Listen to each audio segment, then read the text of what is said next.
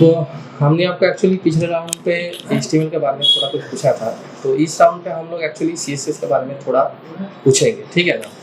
ठीक है। तो आपने CSS का कुछ काम किया है? हाँ, थोड़ा बहुत किया है। एक्चुअली CSS क्यों हम लोग यूज़ करेंगे? CSS का एक्चुअली डेफिनेशन क्या है? CSS हम यूज करेंगे किसी को स्टाइल देने के लिए, उसको माने किसी की HTML की पेज है, उसको हम किसी कंटेंट को स्टाइल देने के लिए हम CSS यूज करेंगे। अच्छा, मतलब आप एक्चुअली बोलना चाहते हैं कि आप एक घर बनाया, नया घर बनाया, ठीक है ना?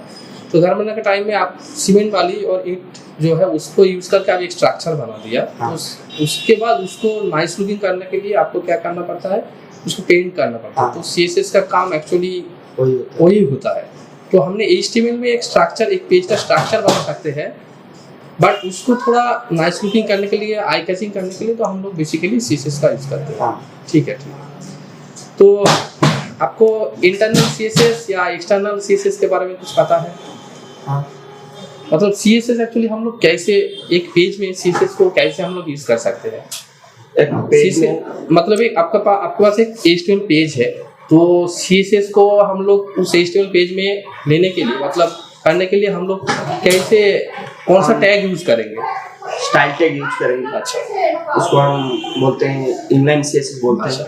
Inline CSS basically HTML page में एक कंटेंट के अंदर हम यूज कर सकते हैं। अच्छा। तो बेसिकली हम लोग जो यूज़ करते हैं, आप एक्सटर्नल CSS बारे में तो सुना है ना? हाँ। तो इनलाइन CSS और एक्सटर्नल जो CSS होता है उसका डिफरेंस क्या है? मतलब हम लोग एक्सटर्नल CSS क्यों यूज़ करेंगे या इंटरनल CSS को क्यों यूज़ करेंगे?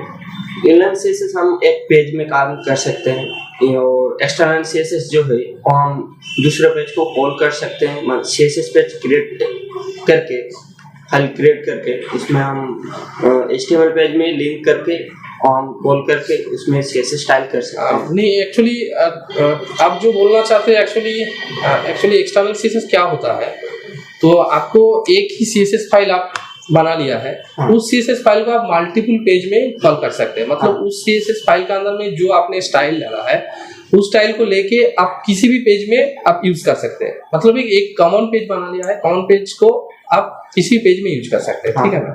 तो वही एक्चुअली एक्सटर्नल CSS का बेनिफिट है। ठीक है, तो आपको CSS का जो आपने यूज किया है उसका फॉन्ट के बारे में आपको पता है? फॉन्ट क्या होता है, फॉन्ट कैसे यूज करते हैं हम लोग? हाँ। फॉन्ट हम लोग एक्चुअली क्यों यूज करेंगे? फॉन्ट यूज करेंगे किसी कंटेंट को हम स्टाइल में, किसी जो नेम है उसको हम स्टाइल में नेम डिजाइन करने के लिए, मतलब जो नेम नहीं, टेक्स्ट जो होता है हाँ। उसका थोड़ा फॉन्ट चेंज करने के लिए, उसका थोड़ा डिजाइन चेंज करने के लिए तो फॉन्ट हम लोग यूज करते हैं। तो एक्चुअली फॉन्ट को जब हम लोग यूज करेंगे उसका एक्चुअली जो एट्रीब्यूट्स होगा वो थोड़ा दिखा सकते हैं। हाँ। वो थोड़ा लैपटॉप में कीजिए।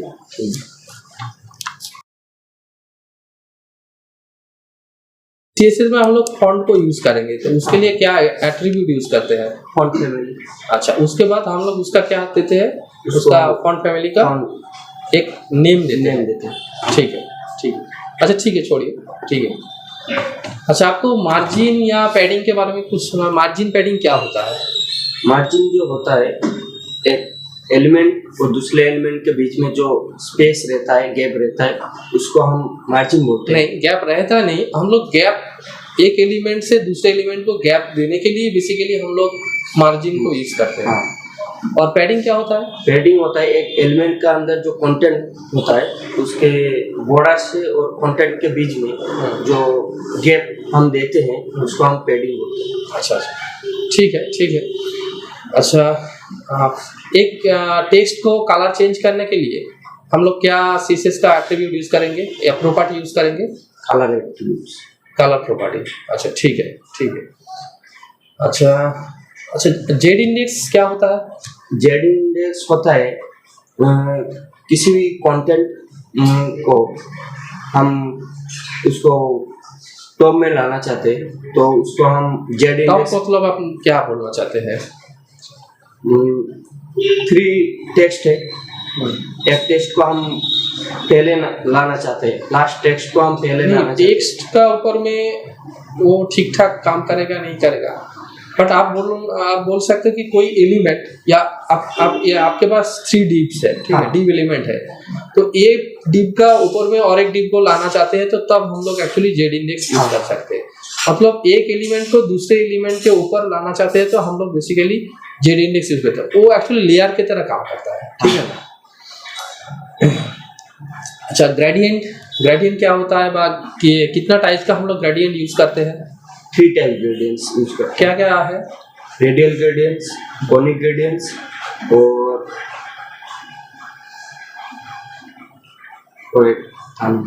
और एक लाइनर है, लीनियर जो है। अच्छा, ठीक है। तो इसके बारे में, अच्छा, आपने तो एक्चुअली अभी जो देखा है बहुत एनिमेशन का काम होता है। हम लोग एक्चुअली अभी क्या करते हैं, jQuery में बहुत एनिमेशन का काम किया है, बट CSS में भी हम लोग बहुत कुछ एनिमेशन कर सकते हैं। तो CSS का जो एनिमेशन होता है, मतलब CSS का एनिमेशन क्या होता है? जैसे भी किसी भी एलिमेंट को हम पोजीशन देते हैं, पोजीशन, साइज, कलर, ऐसे ही काम करता है CSS एनिमेशन। नहीं, आपने वो ठीक नहीं है। मतलब कलर पोजीशन भी हम तो नॉर्मल CSS देके हम लोग उसका कर सकते हैं, बट एक सर्टेन पीरियड टाइम में हम किसी भी एलिमेंट को एक पोजीशन से दूसरा पोजीशन में हम जब ले जाना चाहते हैं तभी हम लोग एक्चुअली उसका एनिमेशन यूज कर सकते हैं, ठीक है ना। एनिमेशन तो बेसिकली जो की फ्रेम होता है, की फ्रेम यूज करके हम लोग एनिमेशन का काम करता है CSS में। अच्छा, और एक चीज आप बताइए, स्यूडो क्लास मालूम है? स्यूडो क्लास क्या होता है?